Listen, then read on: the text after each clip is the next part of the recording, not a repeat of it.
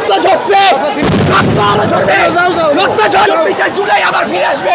ওর বুকে ভাইবো তো 30টা বাড়ি দিছে পুলিশকে। কি ভাই, পুলিশ আমাদের উপর নির্বিচারে গুলি চালায়, ডাইরেক্ট গুলি চালায়, ডাইরেক্ট গুলি, কি হইছে? ডাইরেক্ট পুলিশ, মানে পুলিশ ডাইরেক্ট গুলি, ডাইরেক্ট টর্চার, টায়ারশেল গ্যাস এবং ভরপুর আমাদের উপর আক্রমণ, লাঠি চার্জ। ওকে এক পুলিশের নিচে ফালিয়ে,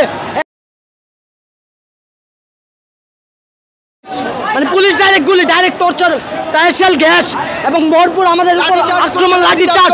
ওকে এক পুলিশের নিচে ফালিয়ে একদম মানে মাথায়, আড়ুতে, পায়ে বেদম আমরা ভিতরে কথা বলতে গেছিলাম, ওইখানে পুলিশ আমাদের উপরে হামলা করছে, লাঠি দিয়ে মারছে, ঠিক আছে, তারপরে ফায়ারিং করছে, বোম ফাটাইছে।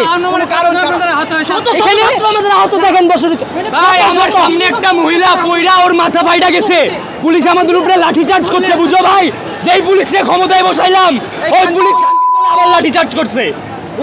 আমার সামনে একটা মহিলা ছিল, মহিলাকে ওর বুকে ভাইবো তো 30টা বাড়ি দিছে পুলিশকে। কি ভাই, ওর বুকে 30টা বাড়ি দিছে, ওর গায়ে হাত দিছে। আর্মি কিছু বললো না কেন? আর্মি কিছু বললো না কেন? বসুন্ধরা টিস্যু অশুদ্ধতার বিরুদ্ধে এক বিন্দুও ছাড় নয়।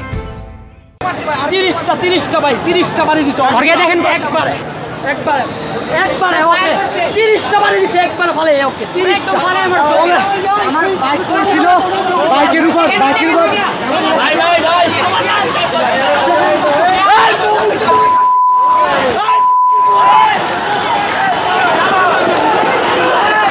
দর্শক, এই মুহূর্তে কিন্তু আসলে সচিবালয়ের যে অবস্থা আমরা আপনাদেরকে জানিয়ে রাখতে চাই। আপনারা এতক্ষণ নিশ্চয়ই দেখছিলেন যে শিক্ষার্থীদের পক্ষ থেকে তারা যে অভিযোগ তুলেছেন, তারা ভেতরে প্রবেশ করেছিলেন, সচিবালয়ের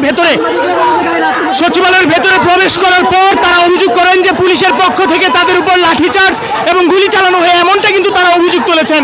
এবং তারা বলছেন যে তাদের ইতিমধ্যেই শত শত শিক্ষার্থী আহত হয়েছেন, এমনটা কিন্তু তারা অভিযোগ করেছেন। ভাই কি হয়েছে একটু বলবেন? ভাই ভিতরের মধ্যে গেট আটকাইয়া তারপর সব বেড়ে পিড়াইতে আছে, তাদের কঠিন বিচার হবে। ভাই কি হয়েছে? কি করেছে?